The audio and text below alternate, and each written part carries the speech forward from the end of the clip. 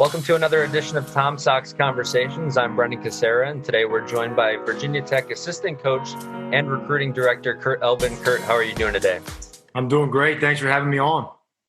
Yeah, and you were a former coach at VCU prior to making the move over to Virginia Tech, and you guys sent some players to the Charlottesville Tom Sox back really when they were getting started as a program. What did you guys see at that time that made you want to send players over to the Tom Sox organization? Like any spot in the summer, in any organization that it's not a research thing. It's just more of a, you have contacts, you trust organizations, you trust people that start some of these teams and that have long-standing traditions inside some of these leagues. And basically just knowing the front office and the vision of it and what was going to happen and the atmosphere. And it's kind of all panned out, but it's all about trusting the people that are going to take care of your people, and our student athletes are biggest concern when we send them out in the summer is their health, their safety, and their experience. So when you look at summer leagues and teams, you just want to make sure you trust everything that's going on. Yeah, and looking back at this shortened season that you guys had, how did you guys find out about the season canceling? Everyone's story seems to be a little bit different. Oh man, I remember we were preparing for Miami. Miami was coming to town. We had just we had 2 games at home, 2 midweek games, and played well. And we're getting ready to prepare for Miami. And we started just, some guys showed up, and we were actually on spring break, right? And so, people were rolling in. We had an early practice scheduled, and we just phones started blowing up, and we saw, the Ivy League went down in the Patriot League. And then, as a staff, we had heard word that, Miami was about to – I think they were actually chartering that trip. They were going to get on a charter flight and come up, and they shut it down. And we got word, and it was probably about 2 o'clock, had a practice. Guys were asking us during the practice, what's going on? We're hearing all this stuff. Our friends from these other schools are saying the season's going to be shut down. And it was just it was touch and go there for 24 hours. No one knew what to do.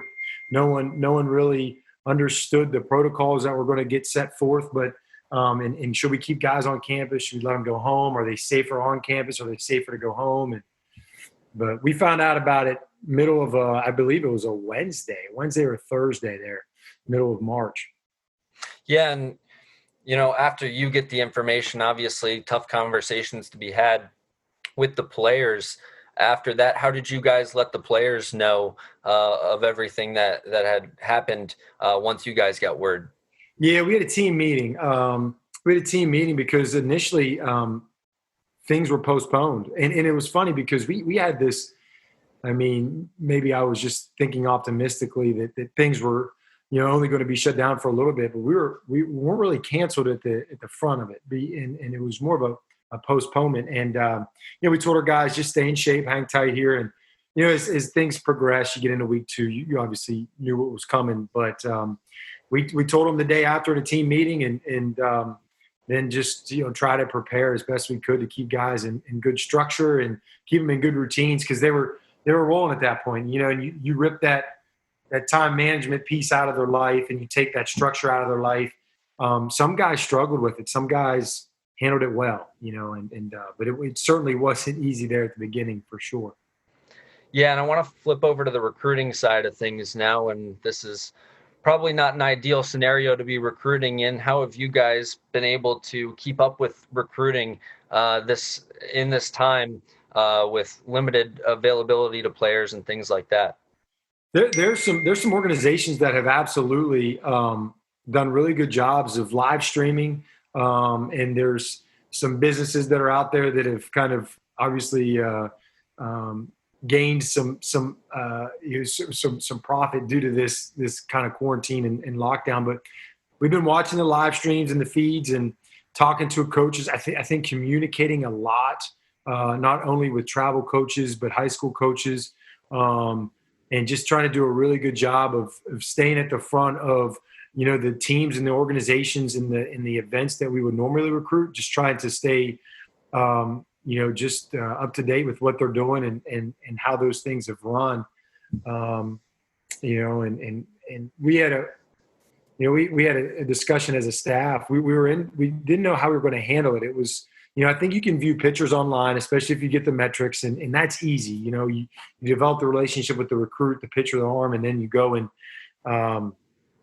make decisions on the video and what the numbers are saying. As a position player, in recruiting a position player that you haven't seen prior to this whole shutdown, I think is really, really tough.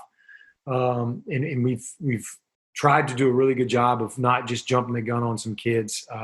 But basically we're just watching what goes down online and in these live streams, and just trying to communicate with these organizations as best we can. Yeah. And when you are recruiting those players, what sticks out to you when you watch a guy that makes you think, that's a guy that we want to offer, both skill wise and personality wise? From a personality perspective, I think what you really look for is guys that fit your style, your program, and what's going on there. We want guys that are okay being in rural settings, the guys that, quote unquote, are blue collar and do things the right way and work. And essentially we want guys that have personalities that hopefully look like they're going to be overachievers. We're not naive and think that we're going to get top 100 players every single class, and it's going to be, littered with those types of kids. We'll get a couple of those guys, but we want to make sure they have work ethic. They have some pretty good core values instilled. And then from the skill perspective, I mean, that's I could talk for hours on that, but basically they gotta do a couple different things. One of a couple different things. I think they have to run on the position player side. They have to run, they have to hit, or they have to show defensive value. One of those three areas, or you're not going to recruit them, or they're not going to fit kind of what we want.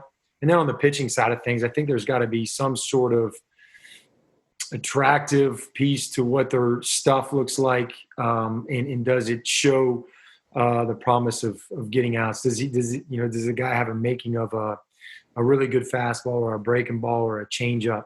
And I think it's a little easier to tell on the pitching side of things, especially with all the data and metrics that are out there right now.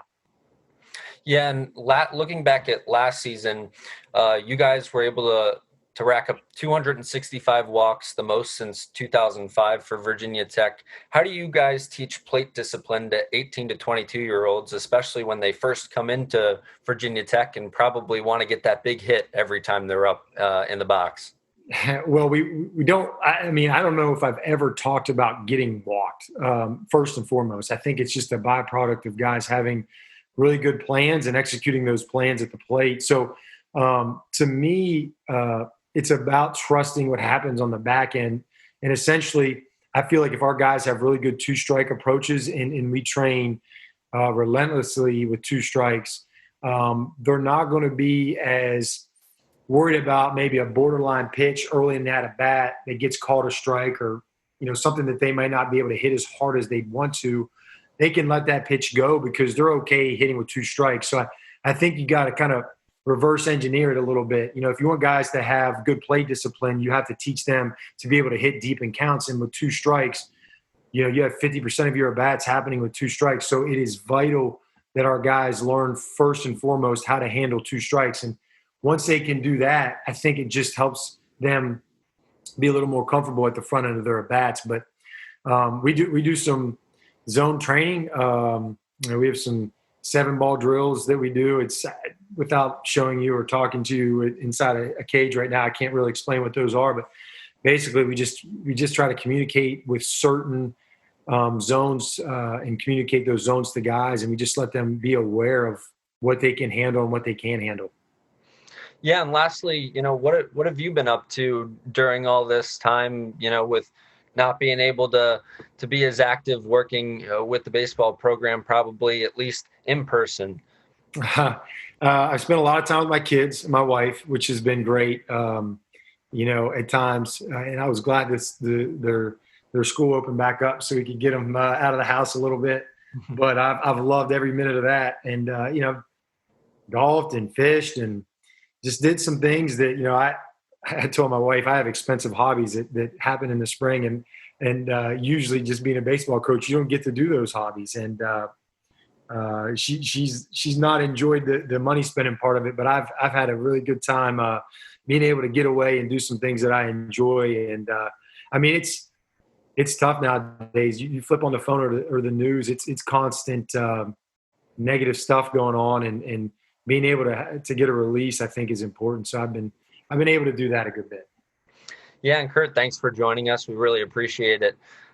Thank you for watching, and be sure to tune in to another edition of Tom Sox Conversations on YouTube, and follow us on all social media pages, as well as the Valley League.